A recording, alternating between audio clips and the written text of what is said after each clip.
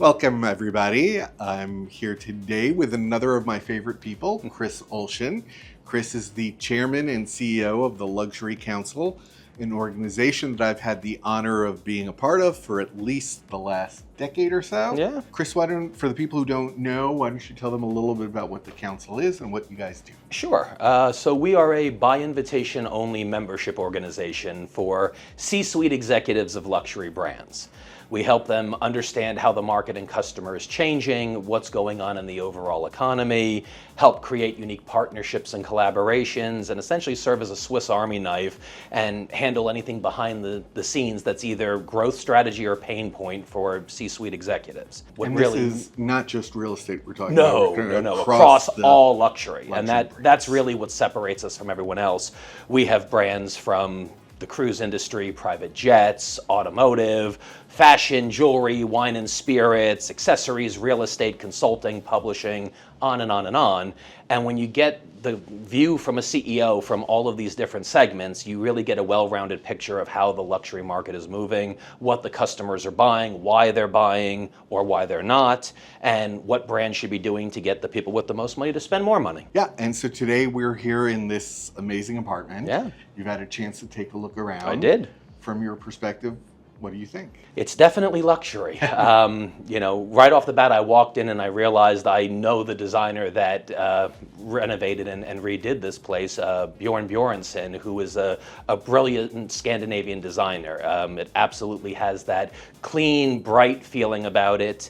It's spacious, it's separated in a beautiful way. You can tell when they redesigned, they thought about the little luxuries and the important things.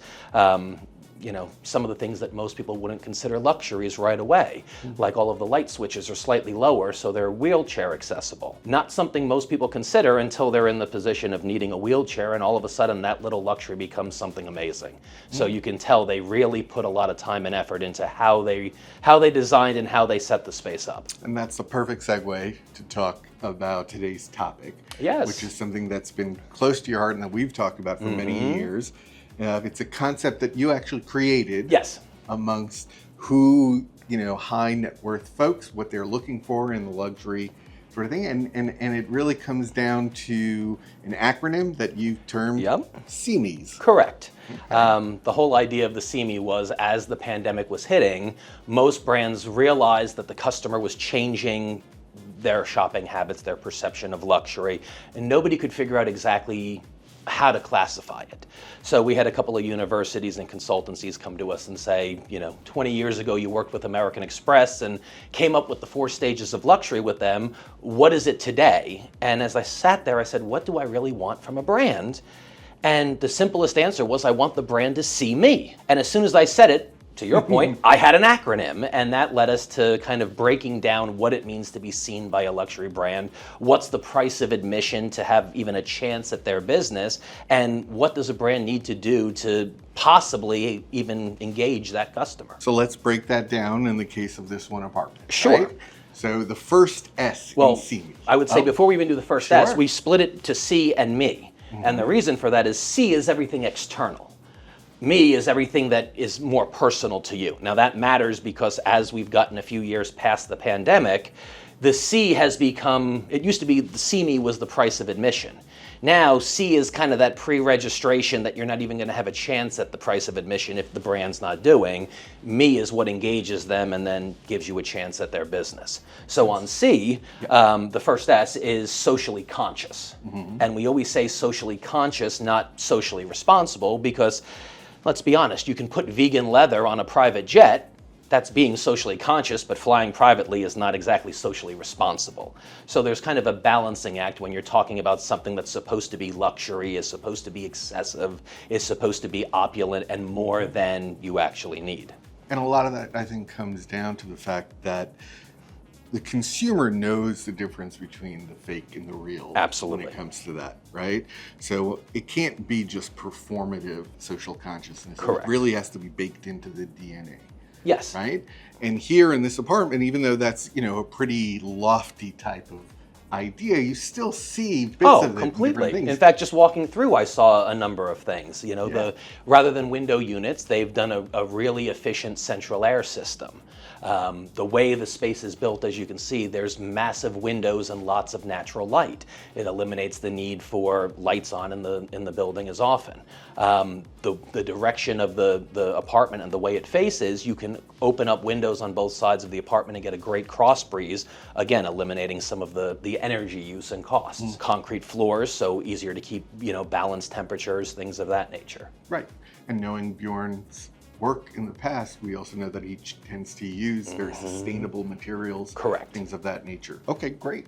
So then on to the next. Yeah, so after socially conscious, it's exquisite craftsmanship. Now, this for luxury should be pretty easy. If you're going to pay more for something, it should be better quality than the mass. That's true for most real luxury brands, and then there's a lot of people that attempt but tend not to really pull in that craftsmanship. It's obvious here that there is craftsmanship, whether you look at the materials used in the kitchen from Wolf Sub-Zero to Miele, you look at the porcelain oversized tile floors, you look at the Murphy door hinges, they've really thought about the details. And when it comes to craftsmanship, that's where it matters. The details are what determine luxury versus mass. Yeah, even just one of those things that you mentioned, those hinges, you'll see them. I mean, these are, you could tell they're strong, Yeah. thick, and they're going to work for a lifetime. Your door's never going to be Exactly. crooked. It's Right. always going to be seamless when you open and close. It's the kind of thing that nobody pays attention to until you live here, and all of a sudden, you realize that it's something else you don't have to worry about, think about. It's a clean line, it's an open space, it feels like it's not broken up and disjointed. It's the finer points that people put the effort into that really elevate it. Yep. And you also mentioned the porcelain tiles, but they actually even also include radiant heating Even underneath it nicer. as well. So they really And that did also goes try back go to for socially all the- conscious as Yeah. well. All right, so the next Nice. one is experience. And really, with experience, it's what's the experience in a space. I would say the experience is what you get walking through the apartment, number one. Every single room has breathtaking views. So the experience of realizing you're on a high floor, you have an amazing view of the city is phenomenal. You're also on the Upper East Side on 72nd. So, from a tactical perspective, you have cross traffic both ways, makes it easy for commute. And more than that, you're on the Upper East Side of Manhattan. This is Rome 2,000 years later. This is the center of the world, and you are in the heart of the best part of the city. You can't ask for a more luxurious experience or a better experience than Manhattan, period. So then switching gears to internal, we have memory and emotion. Now, I say them both at the same time because really it should be emotion leads to memory, but CMs nobody would pay attention to. So we're going to start with the emotion and then go back to the memory. So the emotion is going to be what's going to bond you to the place. It's hard to come up with an emotional connection to an apartment that you're looking at and not living in. But I will say this, one, from a space perspective, as you walk through, the way the rooms are designed, the way the sleeping quarters are, I can immediately hear my kids running through the apartment to breakfast in the morning. It flows in a way that it's designed for family. Probably one of the bigger emotional pulls, at least for somebody like me who grew up here, is the city's beautiful. But when you see the city at night, it becomes something completely different. Everything is larger, grander, more sparkling. It's just a whole different world. And when you step out on one of the multiple balconies and have this as your backdrop at night with everything glittering, it immediately creates an emotional feeling. I don't care who you are, how made of stone you are, you cannot feel large standing outside and seeing this. That emotional pull leads to a memory that you don't forget. And that's what then inspires and bonds you to a place like this. For sure. And we see that just when clients come in, because they automatically just start envisioning what their life is going to look like here. And when that clicks and when that emotional connection is created, that's when you know you found the right place. Yeah. And that's a lot of times the definition of luxury. Right. Now the last one, obviously, for see me, it's see me's. We have a little S on the end because the last piece is service. And we make it a small s because if you don't know in luxury there should be service, you don't belong in luxury.